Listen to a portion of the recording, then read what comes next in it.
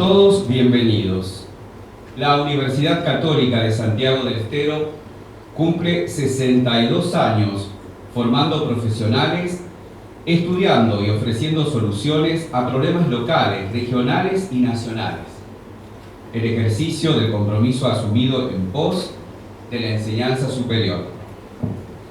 Como institución educativa, proyecta su visión a través de la investigación, la enseñanza, el estudio y la difusión del conocimiento.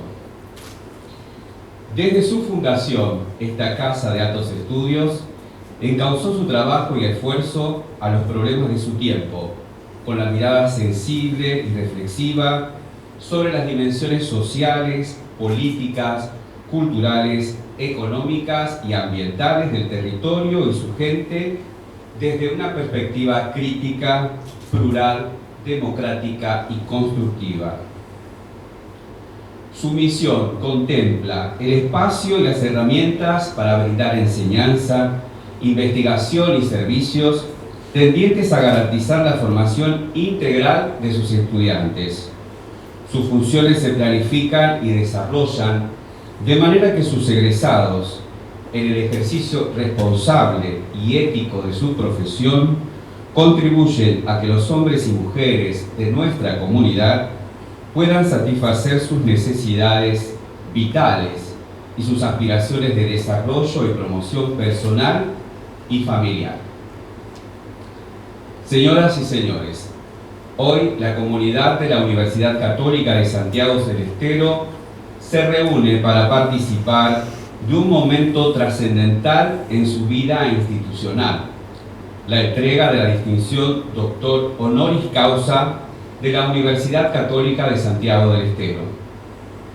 Se trata del título más importante que pueda conceder nuestra universidad, y así lo dispone el artículo 44, inciso C, del Estatuto Académico vigente, cuando señala que podrá ser otorgado a una personalidad relevante del país o del extranjero que se haya distinguido de manera sobresaliente por su actuación en pro del desarrollo de la ciencia y la cultura.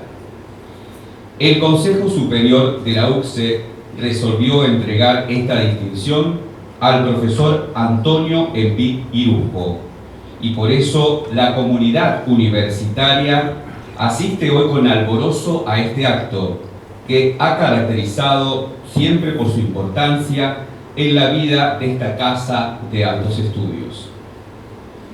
Preside la ceremonia el señor rector de la UCSE, ingeniero Luis Eugenio Lucena. Lo acompañan sobre el estrado el profesor Antonio Empit Irujo y la profesora María Adriana Victoria. Nos acompañan especialmente invitados el vocal del Superior Tribunal de Justicia de la provincia de Santiago del Estero, doctor José Ramón Yuta, el presidente del Colegio de Abogados, el doctor Luis Miguel, el doctor Daniel Kovilansky, subsecretario de Coordinación del Gabinete de la Municipalidad de la Capital, el subsecretario de Medio Ambiente, ingeniero Carlos Salmoray, docentes de la Universidad Católica de Santiago del Estero, autoridades de las unidades académicas de la Universidad Nacional de Santiago del Estero, autoridades de las unidades académicas de la Universidad Católica de Santiago del Estero, integrantes del Poder Legislativo de la provincia de Santiago del Estero, el presidente del Colegio de Abogados, doctor Luis Miguel. Se han recibido las siguientes notas de parte del señor gobernador de la provincia de Santiago del Estero, doctor Gerardo Zamora. También del señor vicegobernador de la provincia, doctor Carlos Silva Neder. del Colegio de Abogados de Santiago del Estero, del señor rector de la Universidad Nacional de Santiago del Estero, ingeniero Héctor Rubén Paz. Seguidamente procederemos a la lectura de la resolución número 105/2022 del Consejo Superior de nuestra Universidad de fecha 22 de marzo de 2022, por lo que se otorga la distinción académica doctor honoris causa al profesor Antonio Envid Irujo. Visto la propuesta del Consejo de la Facultad de Ciencias Políticas, Sociales y Jurídicas de la Universidad Católica de Santiago del Estero para otorgar al profesor doctor Antonio Envid Irujo el título doctor honoris causa de la UCSE, y considerando que en conformidad con lo dispuesto en el artículo 6º de la resolución del Consejo Superior número 075/2013, que reglamenta el artículo 44 del Estatuto Académico de la UCSE, el Consejo Superior dio traslado de los antecedentes a la Comisión de Títulos Honoríficos a fin de que produzcan dictamen. Que en su dictamen la Comisión destaca sus valores y principios éticos, así como su vasta trayectoria académica y relevantes contribuciones a la ciencia, las que han trascendido las fronteras de su país de origen, España, trasladando sus conocimientos y experiencias a la región del norte grande de la República Argentina y numerosos países latinoamericanos, todo lo cual le ha valido distinciones y reconocimientos a nivel nacional e internacional.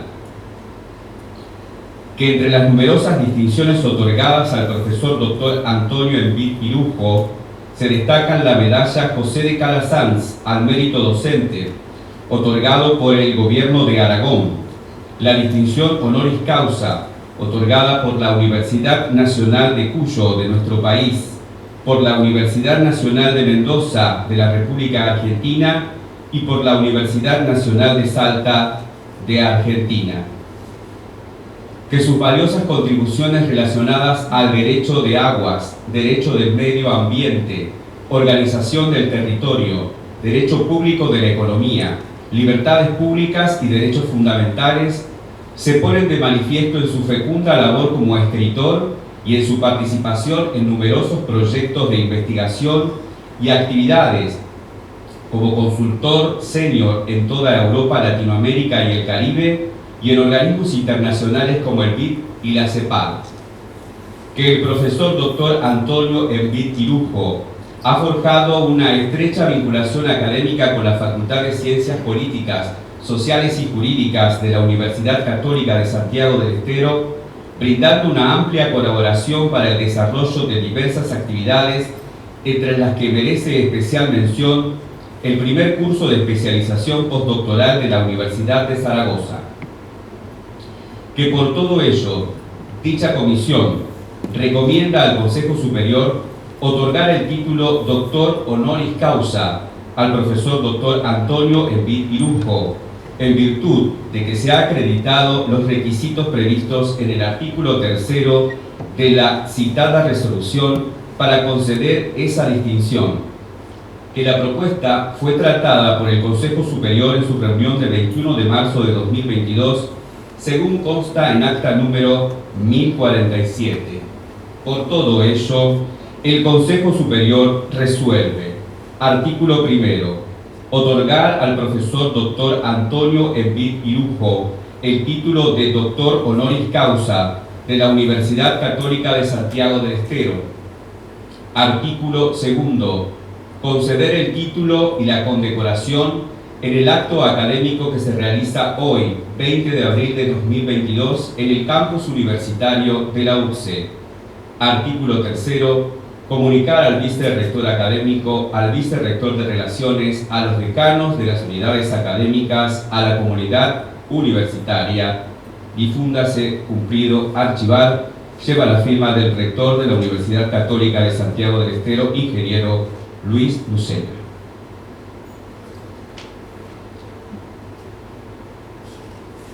A continuación, la profesora doctora María Adriana Victoria tendrá a su cargo la laudatio del homenajeado. Muy buenas tardes. Señor rector de nuestra querida Universidad Católica de Santiago del Estero, señora decana de la Facultad de Ciencias Políticas, Sociales y Jurídicas,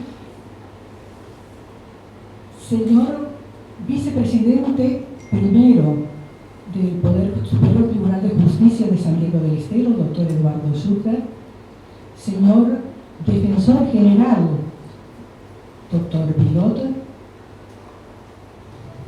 lo estoy viendo, y doctor Kovilansky, secretario de Ambiente de la Municipalidad. El ingeniero también es no de la municipalidad, sino de la Secretaría de Ambiente de Santiago del Estero, profesores extranjeros, queridos colegas de nuestra universidad, también de la Universidad Nacional de Tucumán, estoy viendo al doctor Biaggici. Para todos ustedes, me encargaron hacer la laudatio, es decir, la reseña del perfil, aportes, vida académica, profesional de un hombre como Antonio Envid Irujo, con un currículum de 87 páginas, lo cual no ha sido tarea fácil, por lo cual he tenido que recurrir al auxilio de las matemáticas, fundamentalmente de los números y de sumar. Agradezco a las autoridades de nuestra universidad por el desafío e intento realizarlo con todo respeto. Hoy estamos reunidos para homenajear a una persona que da testimonio social, reconocido e intachable, destacado hombre de la ciencia jurídica. Pero, ¿quién es este hombre? Es un zaragozano de pura cepa, nacido en la milenaria ciudad de Zaragoza, recostada sobre el Ebro, de la comunidad autónoma de Aragón, España, del llamado Viejo Mundo. Ciudad con más de 2000 años de historia, denominada Ciudad de las Cuatro Culturas, encuentro de caminos y gentes, lugar para la historia. Hoy está este hombre entre nosotros en la centenaria ciudad de Santiago del Estero, a orillas del río Dulce, la ciudad más antigua de Argentina, con 469 años del denominado Nuevo Mundo. Ciudad llamada Madre de Ciudades, tierra abrazada por el sol y por el calor de sus habitantes. Este hombre, más precisamente estamos hablando del señor Antonio Envid Irujo, viene de la Universidad de Zaragoza, UNIZAR, fundada en 1542, y llega para formar parte de nuestra noble universidad, si la comparamos con UNISAL. La nuestra nació en el año 1960 y recién dijeron que tendría 62 años. Nuestra universidad tiene por lema Ciencia Deo et Patria Servire, es decir, servir a Dios a través y a la patria a través de la ciencia. Como podemos ver, el camino del servicio es a Dios y a la patria a través de la ciencia. Conteste con ello, hoy honramos a la ciencia jurídica a través del reconocimiento honorífico del distinguida figura del jurista Antonio Envid Irujo, hacedor de multifacéticos roles, ya que en él descubrimos al docente, investigador, gestor académico, consultor, asesor, legislador, hombre de familia. Mateo 7 en sus versículos 16 y 17 nos enseña, por sus frutos los conoceréis. Por ello, para conocer mejor al profesor Antonio Envid Irujo, es necesario explorar, al menos en parte, de su fructífera vida y obra académica e institucional.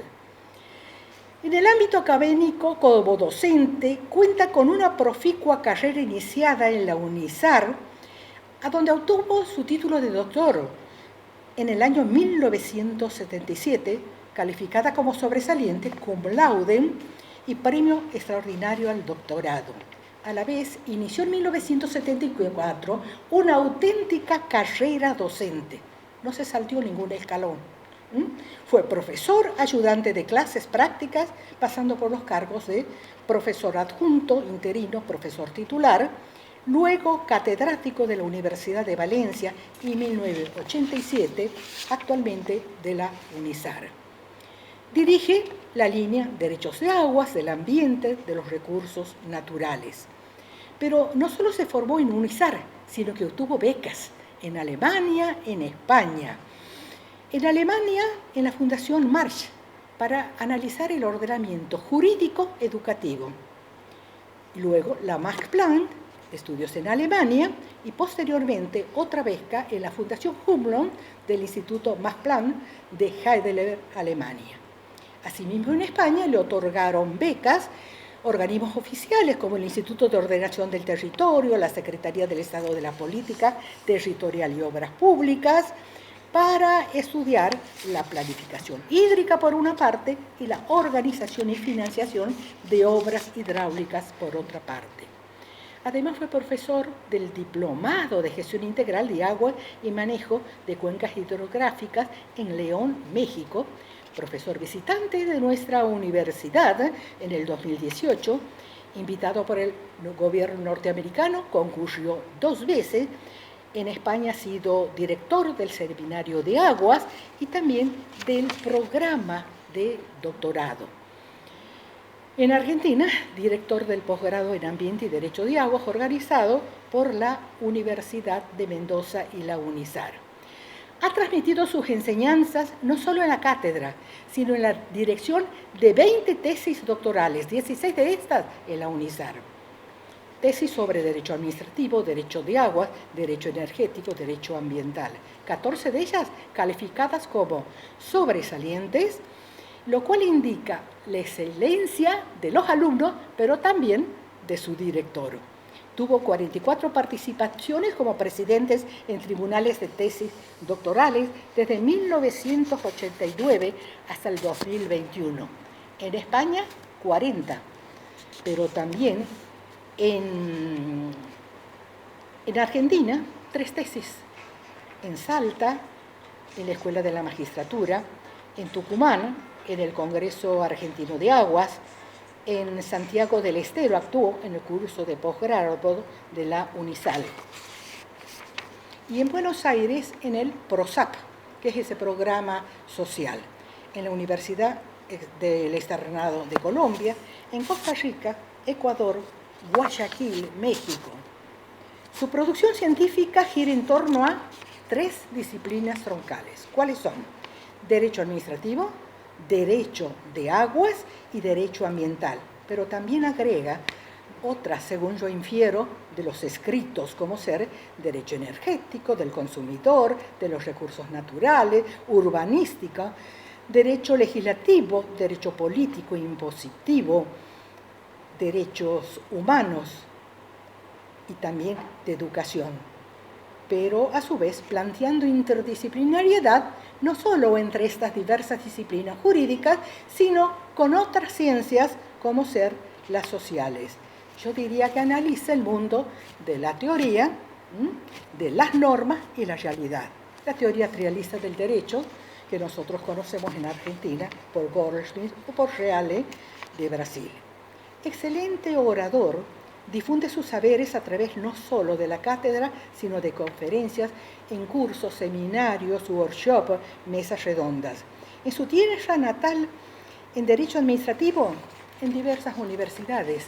En otros países, por ejemplo, en Bucarest, en Ecuador, en la ciudad de Cuenca, y conferencias sobre derechos de aguas, además de la UNISAR, en Málaga, en la Universidad Internacional Menéndez Pelayo, en el Centro Calatayud, y fue conferencista invitado del simposio intensivo de Groundwater, es decir, de aguas subterráneas, en Valencia. También en Italia, en Taglio di Po, es decir, en Rovigo, Italia, en Rumania, Bucarest, y fue invitado y dictó una conferencia en el tercer Foro Mundial del Agua. ¿Dónde? En Japón, Tokio.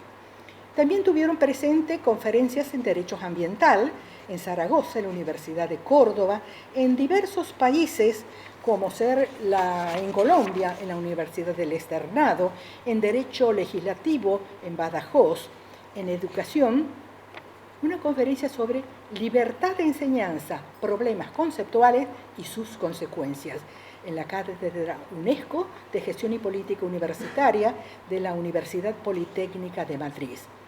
También, como dije, en Derecho en la Universidad de Zaragoza, es decir, la UNIZAR. Jornadas y congresos también lo tuvieron presente con ponencias, pero no solo en España, también en Brasil, en Suecia, Estocolmo, en Noruega, Bergen. Como investigador siempre estuvo involucrado en la concepción, creación de conocimientos, productos, procesos, métodos y sistemas. De ahí que se le reconoce el aporte a su teoría, elementos para la construcción de una teoría general de las sequías e inundaciones como fenómenos hidrológicos extremos, la cual fue publicada en el 2018 por Thomson Reuters Aranzadi. Preocupado por la realidad regular, da adecuadas respuestas a las mismas, enmarcada en las teorías pertinentes y en los valores. Se plantea preguntas a sí mismo que luego orientan la formulación de hipótesis, de base a las cuales desarrolla el trabajo científico, caracterizado por el rigor del método para el logro de la demostrabilidad y así llegar a conclusiones comprobables a través de explicaciones que incluyen argumentos lógicos, conocimientos ordenados, fundamentados, comprobados, sistematizados, que corresponden a ideas conectadas entre sí. Es crítico, sí, es crítico, ya que cuestiona la realidad en sus escritos y la examina de forma racional para distinguir entre lo verdadero y lo falso, lo cierto y lo discutible. De marcada honestidad intelectual, nos enseña el camino recorrido para que otros podamos contrastar o hacer nuestro propio camino, siempre respetuoso del pensar de los demás.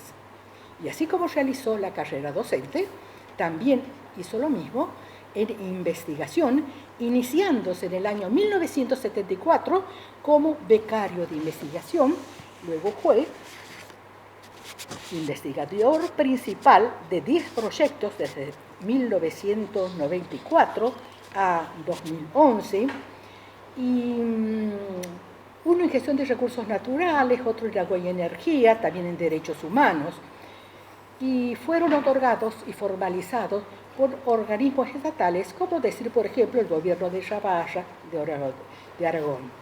Cabe destacar que es investigador principal del Grupo Consolidado de Investigación Agua, Derecho y Medio Ambiente, AGUDEMA, con una antigüedad de 20 años. En la actualidad, su línea de investigación está centrada en ordenamiento territorial del Estado, derecho de las aguas continentales, derecho del medio ambiente, derecho de la crisis económica y derecho de la educación. Fruto de sus investigaciones, difunde los resultados y los hallazgos de las mismas, los cuales se constituyen un aporte a la novedad en temas que desarrolla. Según sea el contenido de sus escritos, es un investigador que se dirige a la comunidad científica empleando un lenguaje técnico y formal, pero a la vez accesible, ya que maneja un lenguaje claro con pertinente sintaxis y oraciones ordenadas. Con sus textos científicos tiene la intención de informar, de presentar, de demostrar avances producidos por la investigación o transmitir conocimientos socializando la ciencia. Ha producido diversos textos académicos en marcos institucionales del quehacer científico y académico. Como autor, concibe en su mente la creación intelectual que luego la plasma y expresa en diversos libros de autoría individual. Así, desde 1978 a 2022, nos ofrece 10 libros generales que fueron publicados por reconocidas editoriales como Tecnos, Civitas Thomson Reuters, Cizur Menor y Ussel Orpel. En Derecho Administrativo tiene 8 libros publicados, también no solo en España, sobre la crisis económica, sobre el derecho de agua, el derecho político, y como buen docente no se olvida de la didáctica, libros para las didácticas y recopilaciones legislativas. También tiene libros en colaboración, 3 libros en Derecho Administrativo, 6 en Derechos de Agua. Esto es muy importante porque son libros publicados por la CEPAL, o sea, por la Comisión Económica para América Latina y el Caribe. 5 libros sobre educación. Y tuvo a su dirección libros colectivos, unos 28 libros de agua en España, 3 en Derecho Administrativo, 2 en la Universidad Externado de Colombia, y aquí en Argentina tuvo la codirección con un discípulo suyo, Adolfo Antonio Iriarte Gianicelli.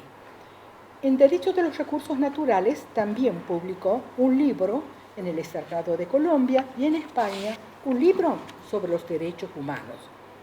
Podría enumerar una serie de libros que dan cuenta de sus participaciones. En el ámbito profesional, una de las principales formas que tiene la comunidad investigadora es dar a conocer sus trabajos científicos a través de sus investigaciones y resultados. ¿Y a dónde lo hacen?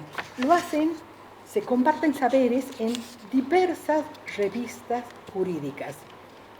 Así, desde 1977 publicó en España en alrededor de 50 revistas españolas, pero también en nuestro país, en la revista del Derecho de la Energía, Hidrocarburos y Minería, en la revista de Derecho Administrativo Económico y de Derecho Público de la Universidad de Chile, y en Caracas, en la revista de la Facultad de Derecho Católica Andrés Bellos. Escribió además 10 prólogos de libros en España, en Argentina, y en nuestro libro colectivo, publicado en nuestra universidad, con los trabajos del postdoctorado. En Cuba, La Habana, en Colombia, en Santiago de Chile, en Paraguay, en Perú. También hizo numerosas recensiones de libros publicados en Londres, en Milán, en París, en Berlín, Heidelberg, en Perú, en Lima. Como gestor académico en la UNISAR, recibió diversos cargos. Yo simplemente sintetizaría: adjunto al rector para la adecuación y reforma estatutaria con categoría de vicerrector en los años 90 al 92, y gestor del convenio docencia de la Facultad UNISAR con nuestra Universidad Católica. En el ámbito profesional, como consultor, analizó la raíz de los problemas dando solución a los mismos, y como asesor brindó servicio de apoyo y orientación, aportando su conocimiento en múltiples dictámenes en Derecho Administrativo desde el año 1990, a solicitud, por ejemplo, de la Diputación Provincial de Huescas, de la Junta de las Comunidades de Castilla de Mancha, por nombrar algunas, 16 dictámenes sobre derechos de aguas desde 1989, y algo importante, una denuncia del gobierno de Aragón ante la Comisión Europea por incumplimiento de una ley que aprueba el plan hidrológico. En Derecho Ambiental, también un dictamen, en Derecho Impositivo 1, sobre educación, 5 dictámenes, y también ha producido informes no solo sobre derecho administrativo, sobre derechos de agua, sobre derecho ambiental, sobre educación. En el ámbito legislativo, por elección, fue presidente de las Cortes de Aragón desde 1983 a 1987. Dichas Cortes son el órgano legislativo de Aragón, comunidad autónoma española, y se trata de un parlamento autonómico unicameral que representa al pueblo aragonés.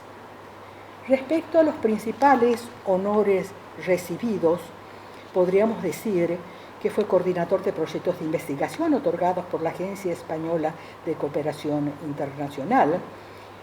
Estuvo en el Consejo Asesor de la Cátedra UNESCO, y algo muy importante, en España recibió la Gran Cruz del Orden Civil de Alfonso X el Sabio y la Medalla de Honor de las Cortes de Aragón. Miembro de consejos científicos, asesores de diversas revistas científicas, huésped de honor de la provincia de Tucumán, reconocimiento especial por el gobierno de Paraguay, distinción de la Cámara de Senadores de la provincia de Mendoza, miembro del Instituto de la Academia Nacional de Córdoba y de Ciencias Sociales de Mendoza, y también recibió la mayor distinción honorífica que le pueden conceder una universidad, doctor honoris causa por la Universidad de Mendoza en el año 2009 y por la Universidad de Salta en el año 2012. En el ámbito personal, su currículo reza: casado, 2 hijos, uno de ellos abogado. Hombre con convicciones, respetado por sus pares, afable, estudioso, con una gran capacidad crítica y de transformación, con claridad y coherencia en las ideas, organizado, sistemático, reflexivo, perseverante, abierto a la aventura de lo desconocido, explorador de nuevos horizontes, que queda demostrado no solo en los diversos y novedosos temas que abordan las disciplinas que constituyen la espina dorsal de los estudios ya referidos. Se fija metas, que las cumple en tiempo y forma, siempre surge una enseñanza en el diálogo, goza de un gran intelecto, diríamos que es una gran persona. Estas son solo pinceladas que he dado de quien es considerado maestro de maestros, más allá de su tierra natal, a la cual siempre vuelve luego de compartir sus enseñanzas en el nuevo mundo. Por eso, gracias, maestro, por su constante esfuerzo y dedicación. Gracias por compartir desinteresadamente su sabiduría más allá de los límites territoriales y los mares. Gracias por permitirnos libremente pensar. Gracias por enseñarnos a pensar y mostrarnos el camino científico. Gracias por enseñarnos que la educación no es la preparación para la vida, sino es la vida misma.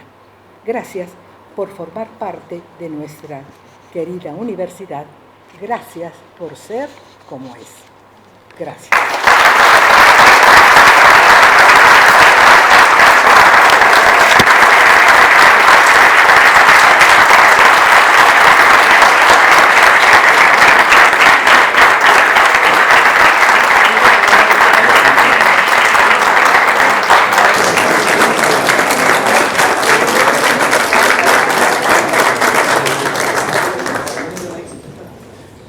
Seguidamente, el señor rector de la Universidad Católica de Santiago del Estero, ingeniero Luis Eugenio Lucena, entregará los atributos de la distinción académica de doctor honoris causa de la Universidad Católica de Santiago del Estero al doctor Antonio Envid Irujo.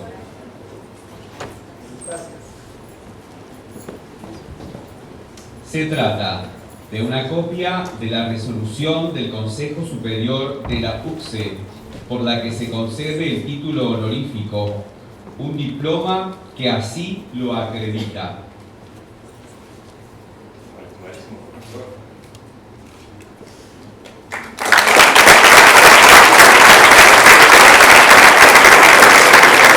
Una medalla de plata por el escudo de la Universidad Católica de Santiago del Estero y la denominación de doctor honoris causa de esta universidad.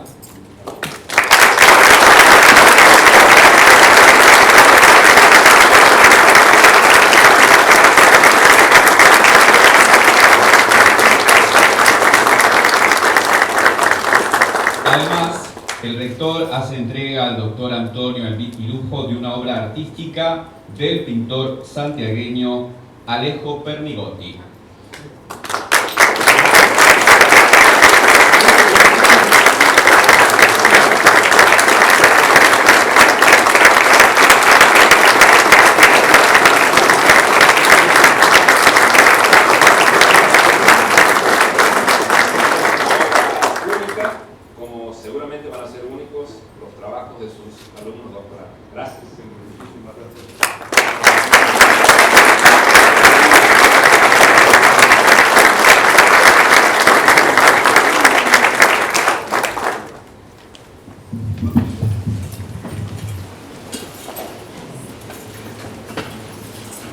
Invitamos al ingeniero Luis Eugenio Lucena y a la doctora María Adriana Victoria a tomar sus respectivos lugares en el salón, porque nos vamos a preparar para escuchar la disertación justamente de el flamante doctor honoris causa de la Universidad Católica de Santiago del Estero, el profesor Antonio Envid Irujo. Pronunciará su conferencia titulada Legislar y actuar sobre cambio climático.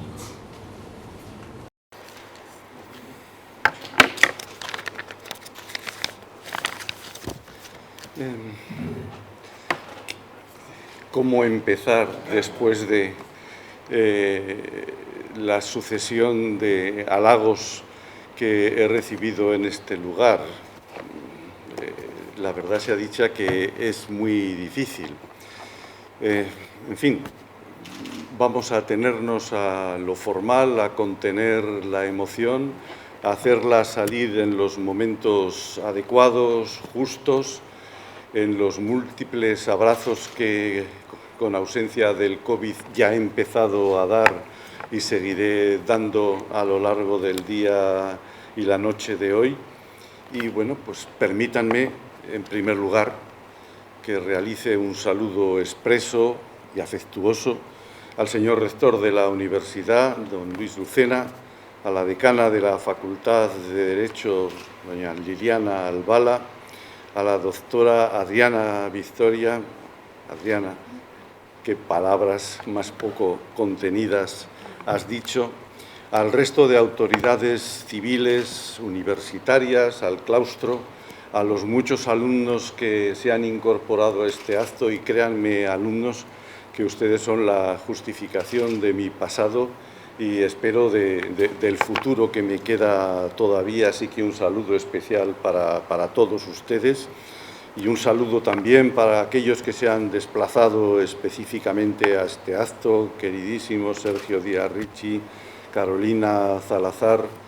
Bueno, ¿qué voy a decir a todos ellos más que renovar mi agradecimiento, mi promesa de amistad permanente? Y, por supuesto, un saludo especial para las dos personas que iniciaron el procedimiento para solicitar el otorgamiento a mi persona del doctorado honoris causa sin que yo tuviera la más mínima noticia de ello hasta que don Gabriel Ávila, con quien mantengo hace años una relación fluida, continua, en algunos momentos hasta abusiva, me lo comunicara expresamente hace unas semanas, prácticamente nada. Por eso, al magistrado Yudar, al abogado Pablo Lucatelli, mi agradecimiento más rendido, mi testimonio público de amistad.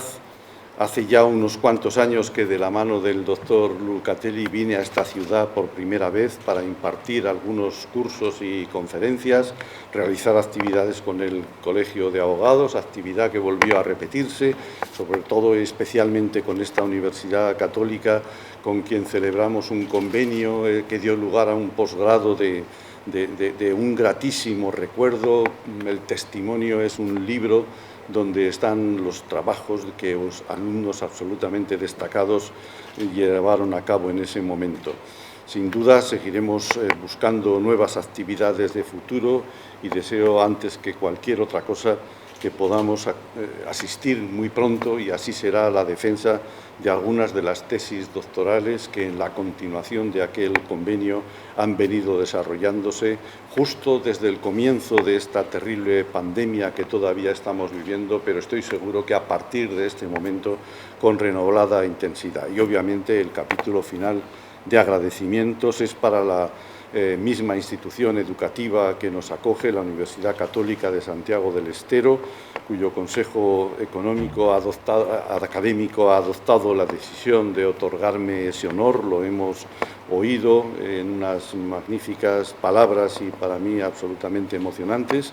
Lo acepto con satisfacción, también con humildad, sabiendo que en el mundo académico esa distinción mira formalmente a los méritos del pasado, pero que entiendo también como un compromiso de futuro para propiciar, en la medida de mis posibilidades, la mejora académica permanente de esta alma mater. La UCSE me recibe en su claustro, al que me incorporo gustoso, y ese hecho sirve para que exprese en público mi promesa de colaboración en las tareas que me proponga y pueda encomendarme. Y junto con mi agradecimiento, permítanme que les traslade el saludo personal que tanto el rector de la Universidad de Zaragoza como el decano de la Facultad de Derecho me encargan expresamente que les transmita en este acto. Tras todo ello, permítame comenzar el núcleo central de mi intervención con una cita textual del juez inglés Coke, que, resistiendo a la fuerte presión del rey inglés del momento para abocar para sí la realización final de un caso que instruía el citado juez, dijo algo más de 300 años que las causas que conciernen la vida, la herencia, los bienes o la fortuna de sus súbditos no deben ser decididos por la razón natural, sino por la razón artificial y el juicio del derecho. Y el derecho es un arte que requiere largo estudio y experiencia antes de que un hombre pueda llegar a conocerlo. Mayoritariamente somos juristas los que nos encontramos aquí o aprendices de juristas y, por tanto, conocedores de la profunda sabiduría y razón que hay en estas palabras. El arte del derecho, sí, requiere largo estudio y experiencia. Las dos palabras utilizadas conjuntamente resumen un armazón intelectual básico imprescindible. Estudio y experiencia unidos como con eficaz pegamento. No hay dominio del arte del derecho, según Coke, solo con estudio, pero tampoco solo con experiencia. He dedicado mi vida al estudio y no solo del derecho.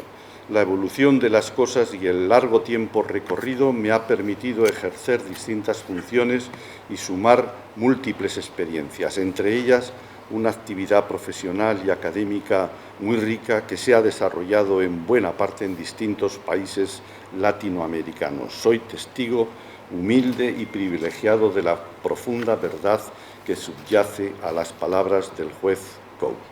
Este largo periodo de estudio y experiencia lo voy a aplicar a la consideración de un tema que juzgo del máximo interés, el cambio climático, para tratar el mismo desde la perspectiva propia del jurista, la normativa y, claro está, también la ejecutiva. En primer lugar, el cambio climático es la más importante de las cuestiones en torno a las cuales se nuclea el futuro de la humanidad, no el futuro del planeta, por supuesto. El planeta continuará su ciclo vital con el cambio climático que permanentemente lo agita. Sin embargo, la especie humana y otras muchas especies tienen más difícil su permanencia en él de continuar y mucho más de agravarse las tendencias climáticas que hoy se viven. La importancia, sin discusión, de lo que indico ha ocasionado que haya reacciones que se apoyan siempre, en primer lugar, en la creación de marcos normativos específicos que delimitan en el campo de juego en el que luego deberán actuar los poderes ejecutivos y desarrollar su actividad los ciudadanos. La Convención Marco sobre Cambio Climático de 1992 es el primer gran texto jurídico que tiene como objeto exclusivo el cambio climático y luego siguen otros muchos documentos en el plano internacional hasta llegar al Acuerdo de París de 2015, pero también y sobre todo y cada vez con más intensidad en el plano interno nacional. Hoy estamos sobre todo en esta fase interna, con la aparición de leyes de cambio climático en muchos países, en muchos lugares, en distintos países latinoamericanos también. Argentina tiene su ley de cambio climático, lo iré refiriendo algunas cosas de ellas, desde 2019 y España desde mayo de 2021.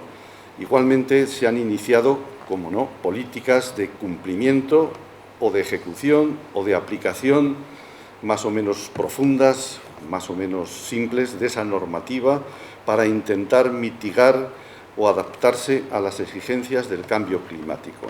Lo que pretendo hacer en esta charla es reflexionar sobre la problemática jurídica y también política, en el sentido noble de la palabra, sobre lo que significa legislar y actuar sobre cambio climático y sobre las incertidumbres y dudas que existen en el marco de la legislación, pero también en la ejecución de la normativa en el gobierno del cambio climático.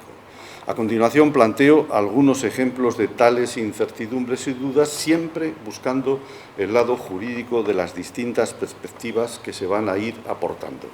En primer lugar, sobre el mismo concepto de cambio climático, para notar cómo existe una dualidad que necesariamente hay que incorporar al concepto: el cambio climático natural, el permanente, el que les decía hace un momento que agita la historia de la Tierra desde su mismo momento de fundación, si vale esa palabra, como el inducido. Esa dualidad de cambios climáticos o de la forma de contemplar el cambio climático está presente en la misma Convención Marcos de Cambio Climático de 1992, que desde su primer artículo ofrece las dos perspectivas en su definición de cambio climático: el natural, el permanente, y el inducido por la acción del hombre. Es evidente la acción del hombre incrementando el cambio climático, sus efectos, desde el punto de vista de la emisión de gases que tienen efecto invernadero. La gran cuestión es medir cuánto de cambio natural y cuánto de cambio antropogénico se está produciendo. No he leído opiniones que suenen al oído a definitivas, y ello es importante. Pero lo que sí está claro en la literatura especializada, inabarcable, y en los informes del panel intergubernamental de cambio climático, que no puede despreciarse en absoluto la acción del hombre sobre el cambio climático, y que esta es importante, muy significativa. Esto nos permite, claro, llamar la atención sobre la necesidad de incrementar todavía más, si cabe, la investigación sobre este tema, con el pleno conocimiento de las dificultades que ello comporta, pero con la convicción también de que la más exacta comprensión de lo que les indico es fundamental para prever el tipo de medidas a adoptar y hasta para saber a priori el efecto favorable, desfavorable o, mucho peor, indiferente, que dichas medidas puedan comportar, para entender por qué algunas políticas están erradas y otras se orientan por un camino de presumible eficacia. Profundicemos un poco en esta relación de la ciencia y la técnica con nuestro humilde instrumento, el derecho, los aciertos y los errores. Miles de científicos en todo el mundo están investigando y proponiendo soluciones para mitigar o realizar una adaptación al cambio climático. Eso está haciendo progresar a la ciencia y a la técnica, obviamente, pero también de cuando en cuando se producen errores que suponen una marcha atrás, y hay que tener conciencia de que ello sucede, ha sucedido y ojalá no siga sucediendo en el futuro. Por ejemplo, a finales de la primera década del siglo XXI, o sea, antes de ayer, la cuestión de la captura, transporte y almacenamiento de dióxido de carbono parecía esencial. Si uno lee los distintos informes y normas de la Comunidad de la Unión Europea ya aparecidos en los finales de la primera década del siglo XXI, aparecía la solución de la captura, transporte y almacenamiento, y los tres conceptos tienen que ir siempre seguidos, de carbono como esencial. Para la normativa de la Unión Europea aparece esta técnica como decisiva para evitar los inconvenientes del cambio climático. De esta forma se iban a limitar grandemente las concentraciones que existieran en la atmósfera del dióxido de carbono y, por tanto, como ello era presumible decir, se paliaría el calentamiento creciente de la atmósfera. Esta normativa de la Unión Europea, y conforme a los principios básicos de los tratados, dio lugar en España y en otros países a diversas leyes del Estado y de las comunidades autónomas también, y como es normal en España, a impugnaciones recíprocas del Estado sobre las leyes de las comunidades autónomas aparecidas o de las comunidades autónomas frente al Estado, y claro, a las sentencias del Tribunal Constitucional respondiendo a las correspondientes impugnaciones. Contemplado esto desde la perspectiva del año 2022, uno ve un combate jurídico impresionante, tremendo, técnica y leyes, posiciones políticas, recursos, trabajo de abogados, trabajo de magistrados, de jueces, sobre una bagatela. Hoy, 2022, solo hay una infraestructura muy pequeña en funcionamiento en Islandia, que comienza su actividad en septiembre de 2021, y una planta experimental en Canadá en una ciudad para mí de pronunciamiento imposible, vinculada además a las técnicas de fracking que se llevan a cabo en ese lugar. Y además se considera por la ciencia publicada, que no es una técnica bien estudiada y que, por supuesto, es carísima e inasumible por ningún país. Esto nos da idea de la posibilidad de cometer errores flagrantes. Se han cometido en el pasado, se pueden seguir cometiendo en el futuro. Por tanto, mucho cuidado con las decisiones normativas, legislativas, no basadas en investigación contrastada. Toda precaución en ese terreno será poca. De la misma forma, hay que referirse aquí al efecto de algunas políticas públicas que aparentemente suenan marginales y valorables positivamente y que, sin embargo, tienen unos efectos demoledores desde la perspectiva del cambio climático. Estoy pensando precisamente en las decisiones adoptadas en muchos estados del oeste de los Estados Unidos con políticas de salud consistentes en la legalización del uso de la marihuana. Claro, esto estamos hablando de antes de ayer. Esto lleva consigo la legalización, que se dispara la infraestructura para la producción de la hierba y que para esa producción hace falta una gran cantidad de agua y de energía.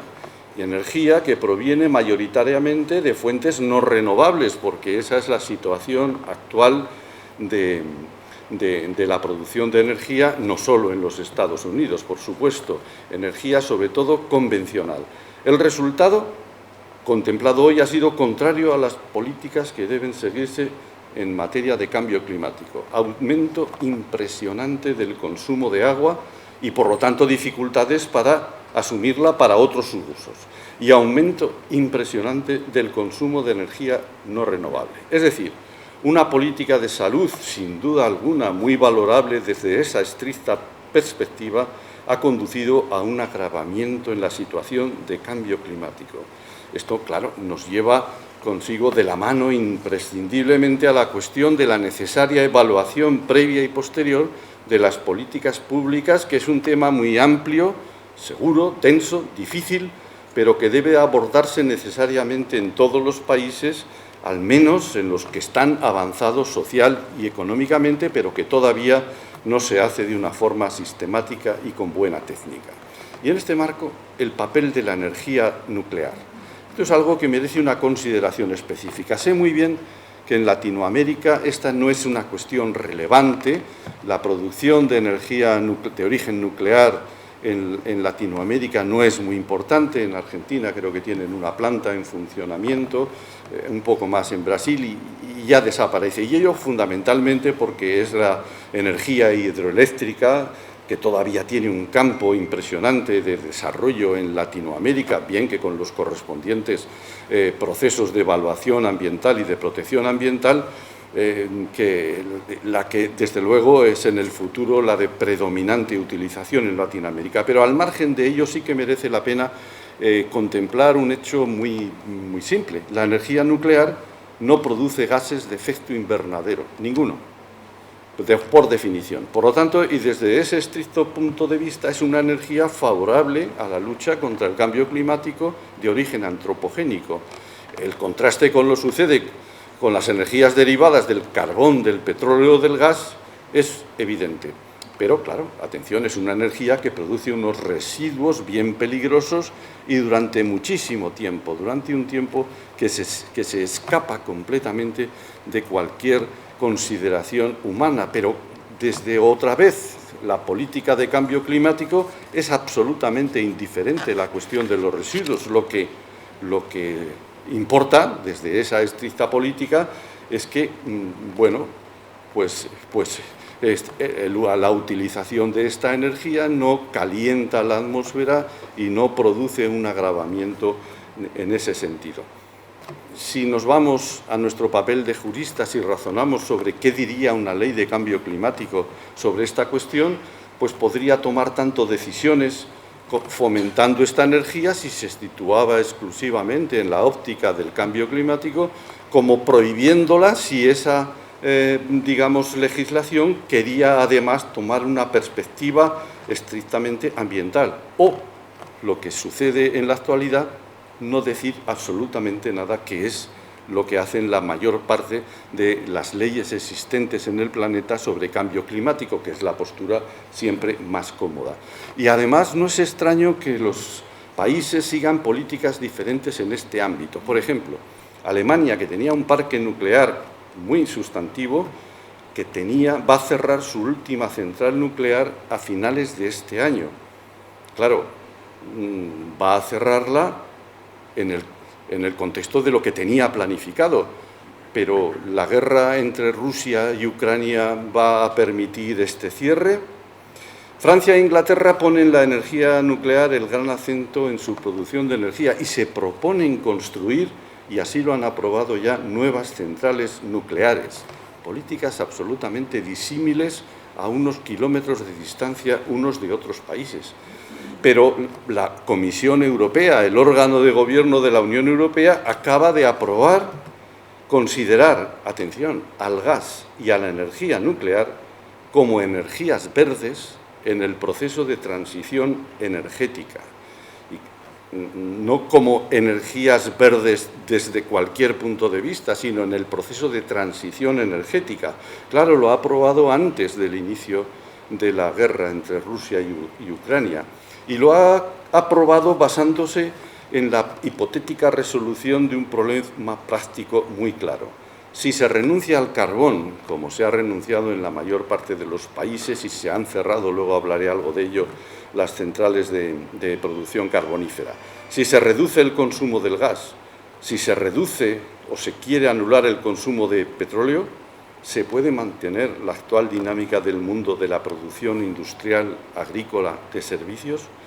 Parece que no. Esa es la respuesta que ha dado la Unión Europea, al menos si la producción de energías renovables no crece de una forma exponencial. Y, por otra parte, si no se resuelve técnicamente una cuestión básica, que es la del almacenamiento seguro de la energía renovable producida.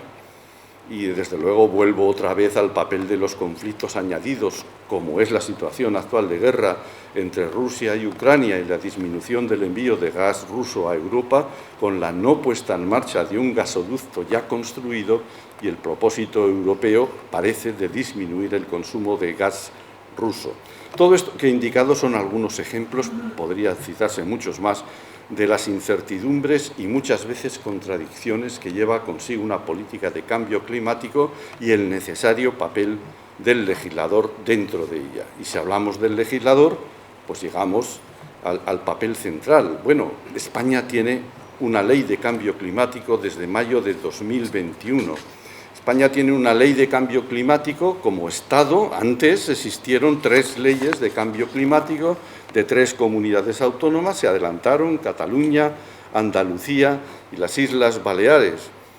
Claro, dentro de un esquema propio de un país federal como lo es Argentina. Argentina tiene su ley de presupuestos mínimos de adaptación y mitigación al cambio climático global, aprobada en 2019, que yo sepa, no existe todavía aprobada ninguna ley en el ámbito de las provincias argentinas. Pero, como digo, los presupuestos de uno y de otro país son muy semejantes en ellos. Por tanto, hablar de una ley y de una base constitucional de reparto de papeles específicas y hablar de unas características de una ley, fundamentalmente voy a hablar de la ley española, pero habrá de derivaciones ante la ley argentina también, bueno, pues presenta unos elementos comparativos que pueden ser siempre bastante ricos.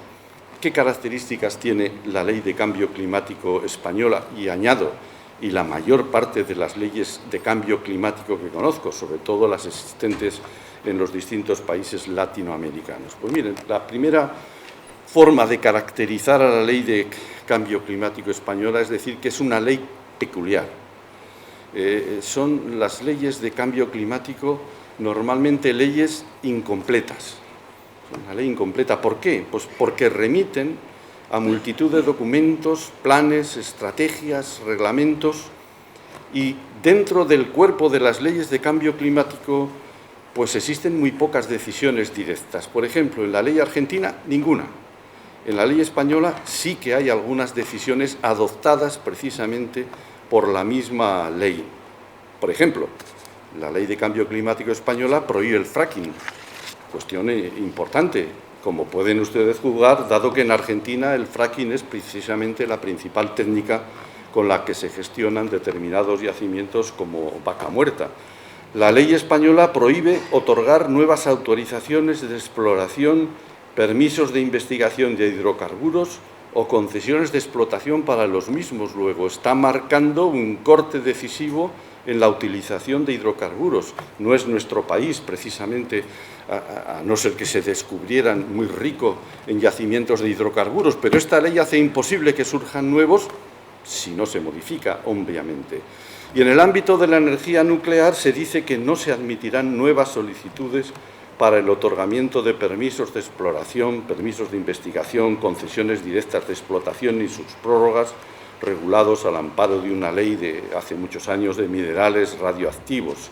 No se admitirán nuevas solicitudes de autorización de instalaciones radiactivas del ciclo de combustible nuclear y, sobre todo, y lo que es más importante, aunque es más inaprensible, se fijan objetivos de reducciones de emisiones de gases de efecto invernadero y otros objetivos en energía. Por ejemplo, se dice en 2030 las emisiones de gases de efecto invernadero del conjunto de la economía española se reducirán en al menos un 23% respecto del año 90. En 2030, la penetración de energías de origen renovable en el consumo de energía final alcanzará al menos un 42%. En 2030, el sistema eléctrico tendrá al menos un 74% de generación a partir de energías de origen renovable. En 2030, la mejora de la eficiencia energética disminuyendo el consumo de energía primaria será de al menos un 39,5% respecto a la línea de base conforme a la normativa comunitaria, y la gran promesa, y antes de 2050 deberá alcanzarse la neutralidad climática y el sistema energético deberá estar basado exclusivamente en fuentes de generación de origen renovable. Y poco más. El conjunto de la ley es un rosario de encargos a documentos futuros, actuaciones de las administraciones públicas, no de los particulares, o no de los particulares directamente, sí indirectamente a través de estos compromisos. Por eso, curioso, para todos los juristas y observadores de cuál es el contenido de las leyes reguladoras de los distintos sectores, la Ley de Cambio Climático española no tiene un capítulo de infracciones y sanciones. Pareciera, en la propia ley, pareciera que nadie puede ser sancionado por el incumplimiento de la ley, pero claro, ¿cómo va a ser sancionado si hay tan poquísimas decisiones directas en la propia ley? Y aún hay algunas, ¿no? Eso sucede porque la mayor parte, como digo, de la Ley de Cambio Climático española y de las leyes de cambio climático de cualquier otro país no son de decisiones directas, y aún la ley española tiene algunas, sino que son mandatos dirigidos a las administraciones públicas para que lleven a cabo la creación de muy distintos elementos de planificación. Aquí podría pasar ratos, pero no les voy a someter a esa tortura, hablando de los instrumentos de planificación, de las llamadas estrategias de descarbonización del agua para la transición ecológica, naturalezas jurídicas distintas. Aquí hay, por cierto, un embrión de muchas tesis doctorales para plantearse cosas aparentemente tan interesantes como la naturaleza jurídica de las estrategias de actuación, en fin.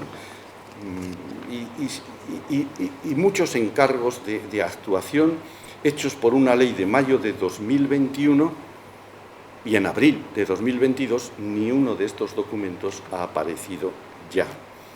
Bueno, probablemente la culpa la tiene la guerra entre Rusia y Ucrania, y como verán, pues estoy manifestando un cierto cinismo con esta falta de articulación del desarrollo de la ley.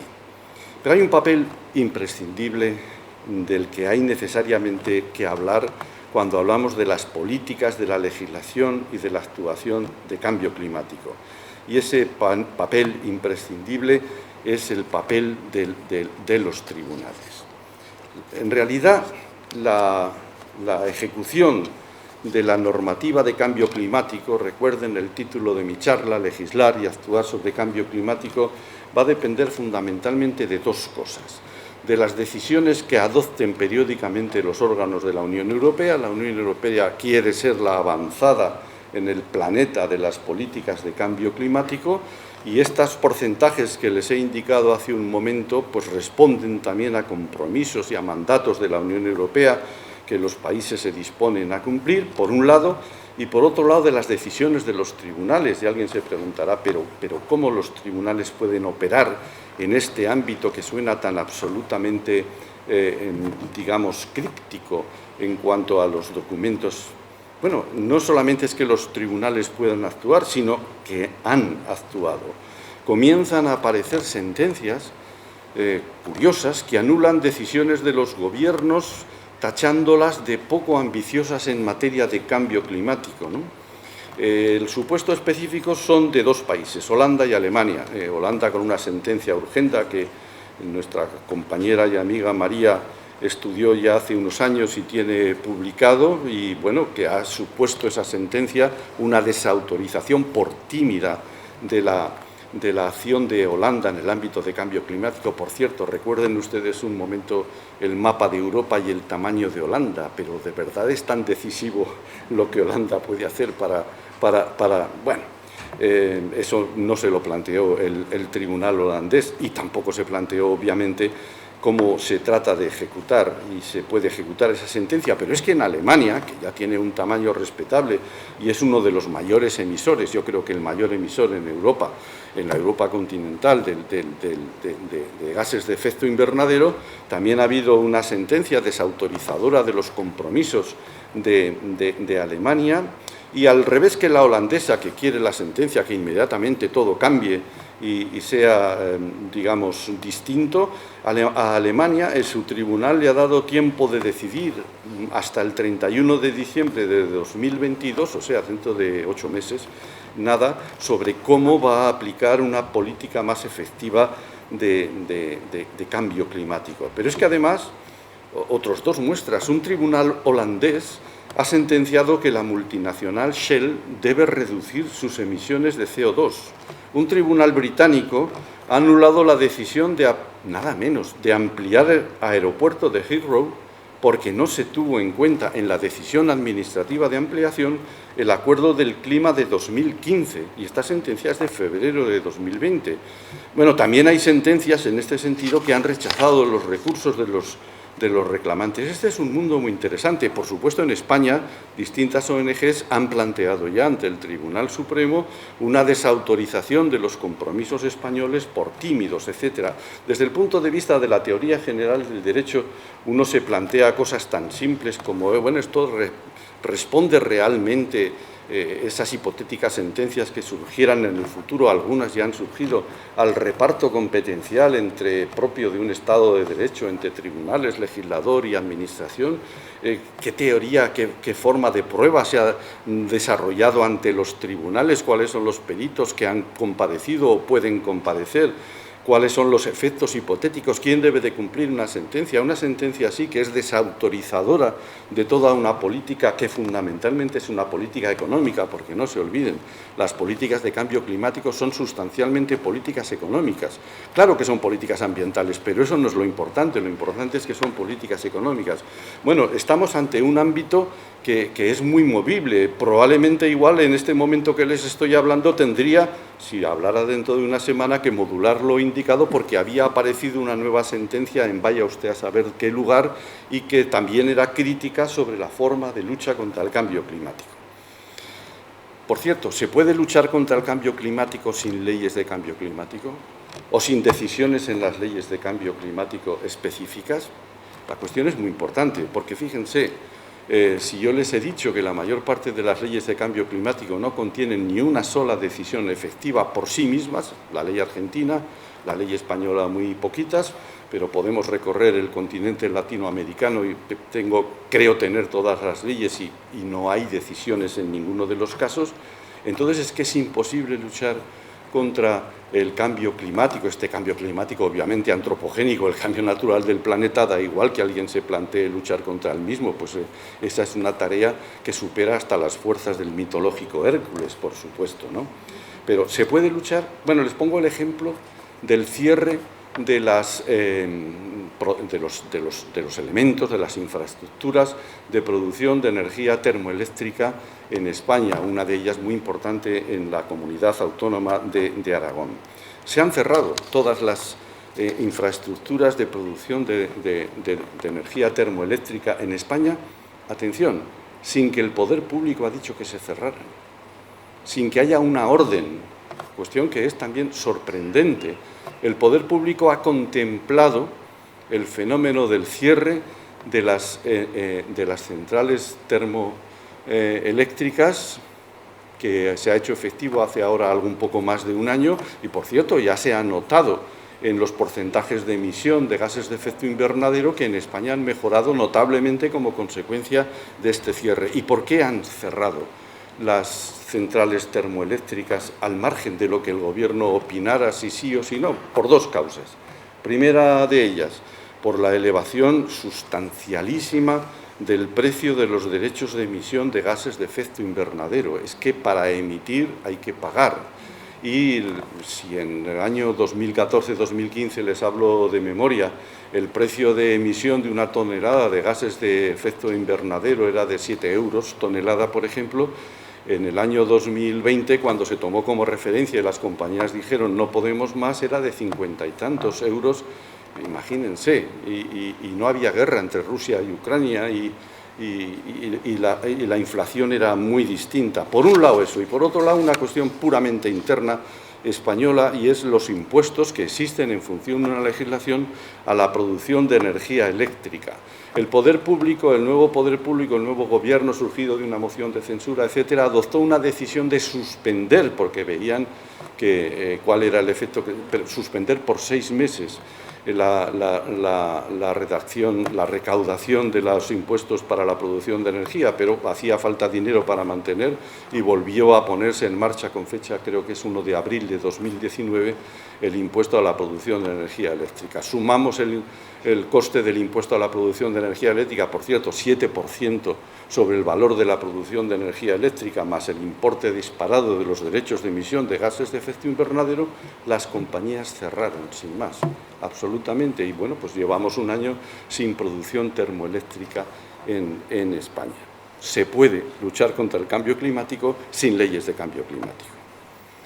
En fin, una paradoja más que plantea esta cuestión del cambio climático, las dificultades de afrontarla, la necesidad del jurista de tener una comprensión amplia de la situación. Fíjense que les he hablado de derecho internacional, pero de procesal, de derecho tributario, de conexiones internacionales, incertidumbres, dudas, a veces errores, van a acompañar durante mucho tiempo a estas políticas absolutamente necesarias y que parecen ya permanentes en todo el mundo cuando se adoptan. Incertidumbres en esta materia. En relación a las enseñanzas de mi vida académica, yo no tengo ninguna incertidumbre en señalar a mi maestro Lorenzo Martín Retortillo como responsable de todo lo bueno que yo haya podido hacer en esta vida, pues su ejemplo de vida personal y académica marcó desde muy joven mi personalidad y trayectoria. No hay camino en la vida que pueda recorrerse en solitario, y desde luego el académico no es la excepción. En el lejano curso académico de 1971-1972, el profesor del que les hablo me deslumbró por su visión de lo que debía ser un derecho administrativo y una administración al servicio del ciudadano. Una administración que, al contrario, en aquellos años 1971-1972, servía obsequiosamente a un dictador y a todo el aparato político y social que le rodeaba. Cada clase era un recordatorio del significado del Estado de Derecho y de la labor de los juristas que a lo largo del tiempo habían cimentado y cimentaban esa formidable construcción jurídica. Cada clase era una apelación al principio democrático que funcionaba allende los Pirineos, al significado de los derechos humanos que había proclamado casi 30 años antes la Asamblea de Naciones Unidas. Cada clase era además un ejercicio cuidado de respeto al lenguaje, con la utilización de un idioma español preciso y precioso, Cada clase, en suma, un impacto gratificador, y aún recuerdo aquellas que se impartían con la policía a la puerta del aula, lo que era el testimonio permanente de la separación que existía entre la palabra culta, deseada, y la realidad descarnada del poder, incluso la brutalidad. Y dentro de los privilegios que uno ha tenido, el segundo es haber desarrollado buena parte de la vida académica en la Universidad de Zaragoza, una universidad cuya antigüedad se acerca ya a los 500 años, con importante tradición y singulares historias, con fondos bibliográficos que permiten afrontar cualquier tipo de investigación y en la que además tuve la suerte de pasar mis años de estudiante y los primeros de formación como profesor en medio de auténticos maestros en muchas áreas del conocimiento jurídico que felizmente coincidieron en la Facultad de Derecho de la Universidad de Zaragoza de los años 70 y primeros de los 80 del pasado siglo. Y dentro de la labor realizada en esta universidad debo significar especialmente el papel del Grupo Consolidado de Investigación Agudema, Agua, Derecho y Medio Ambiente, que creamos formalmente en 2002 y del que coordino sus actividades.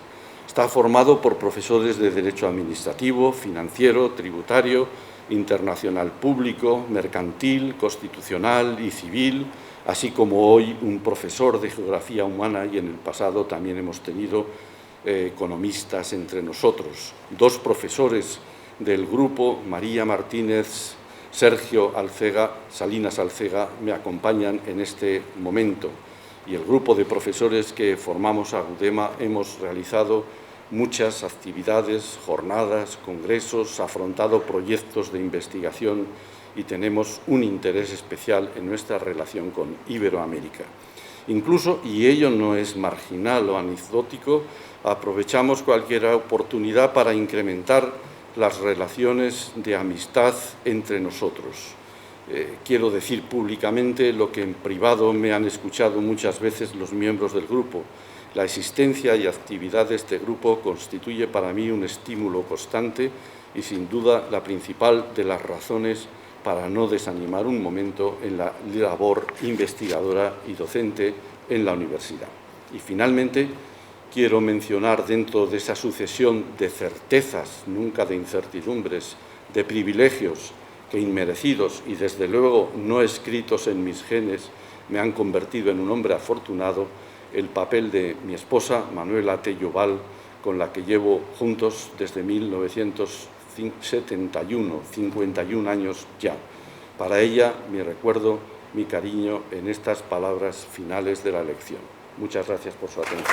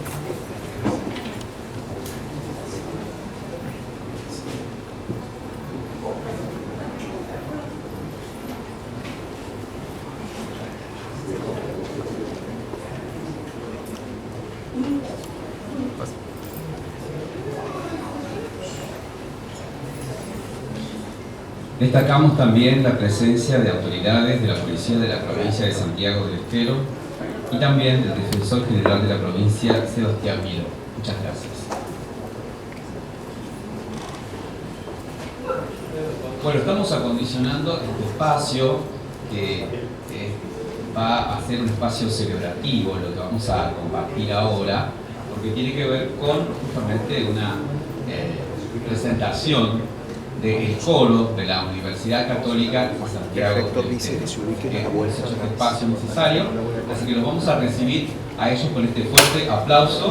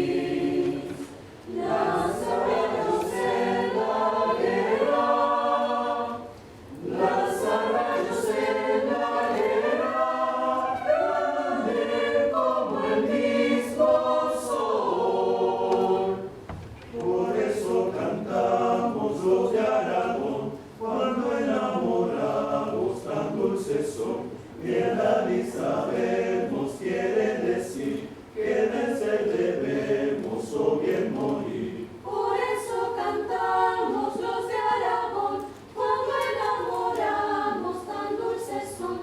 Piedad y sabemos quiere decir que vencer debemos o bien morir.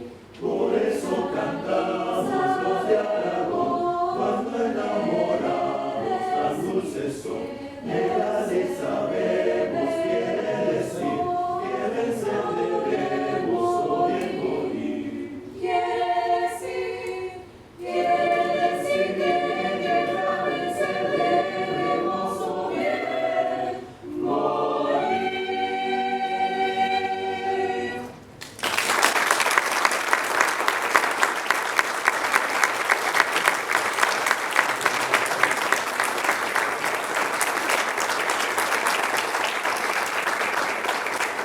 Muchas gracias. Habíamos comenzado con esta obra aragonesa, La Dolores, y bueno, para terminar, una obra santiagueña, Gatito de Tchaikovsky, de los hermanos Ábalos, arreglo que me pertenece. Muy buenas noches, y les quiero anunciar que el próximo 13 de mayo vamos a hacer el primer concierto del año en San Francisco a partir de las 20 horas, así que bueno, los estamos esperando todos y seguramente ya va a ser debidamente publicitado.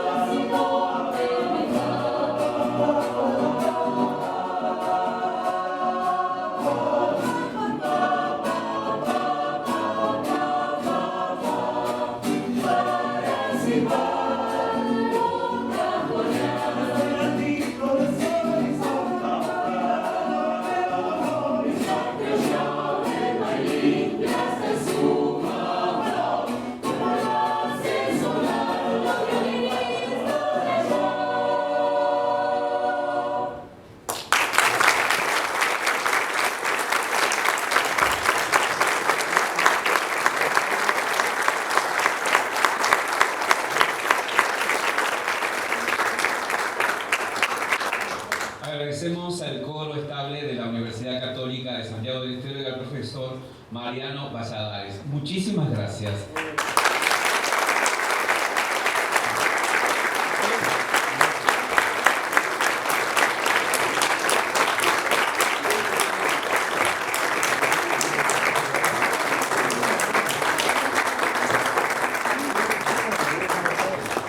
De esta manera damos por concluido este acto académico. Muchísimas gracias a todos y buenas noches.